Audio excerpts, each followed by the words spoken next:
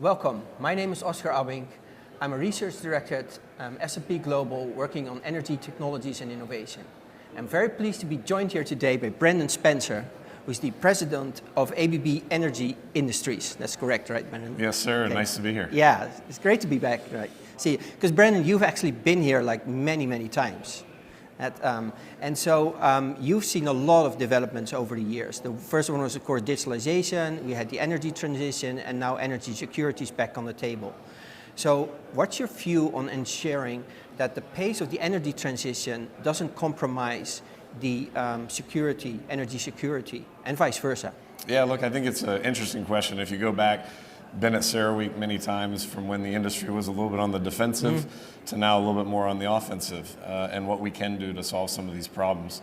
And I think if you look at how do we balance securitization with also higher needs for energies, at ABB we always talk about net additions with lower emissions. So what can we do no matter what technology we're deploying, whether we're extending the life of a nuclear plant, whether we're helping an LNG plant come online, whether we're bringing technologies to scale around green hydrogen or carbon capture or whatever it may be, how do we help these technologies, these solutions that we deploy, help deliver net additions with a lower footprint? And I think that's really the goal from our side, and that in itself will help balance this kind of transition that we're in. Okay, so it's really the two sort of sides, the energy transition and the energy security, bringing that together. Yeah, absolutely. I mean, it's about both. It's an and equation in our opinion, not an or. Yeah. And then one of the key questions, at least for your company or place you're sitting, you're here from Houston, is what role can the U.S. government play in this, with looking at these both agendas? Yeah, sure. I mean, ABB obviously a very global company across the world and well represented in different industries and in different geographies. I sit here and I think if you think about the U.S., certainly, obviously, it has the ability to influence policy and these sort of things around the world.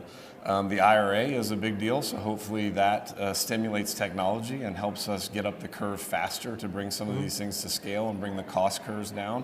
And then lastly, I would say exporting LNG. I mean, providing some stability to parts of the world where the supply side has changed.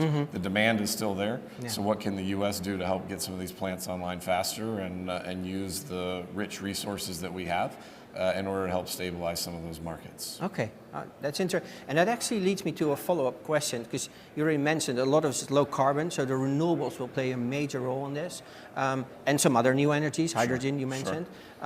So to what extent are they key in achieving net zero, in your opinion? And also, how can we accelerate the scaling of these markets? Because that's a key thing, of course. For sure, getting them to scale is really important. So, I mean, we're making investments in different technology companies around the world, especially in the new energy space, to say, hey, how do we really address some of these hard-to-abate industries, or how do we make green hydrogen come online faster and a larger scale? The renewable side, we're very much around the automation and energy optimization on the renewable side, again, to make it more efficient. I mean, if you use a little fact, in green hydrogen, 75% of the costs comes from operating the electrification of those plants. If you can make it 20% more efficient, 30% more efficient, you can have a big impact on it being technology or economically feasible. Yeah, saves 25 basically of operating costs and everything else. So the key is really taking a look at those technologies early on. Okay, and then one of the other things is, obviously when you talk about the U.S. and I'm from Europe, so we're Western countries. When you look at emerging economies, they have really different issues. So how can you help those overcoming this similar challenges of decarbonization? And what pathways do you see as important in helping them make this transition? Yeah, I think again it's the net additions with lower emissions. So even in places where they're still deploying coal assets, can we make those assets more efficient? Can we make them run leaner? And that's certainly something that we're doing. We have a great example in India on oil and gas side, where we're helping the customer through automation and digitalization.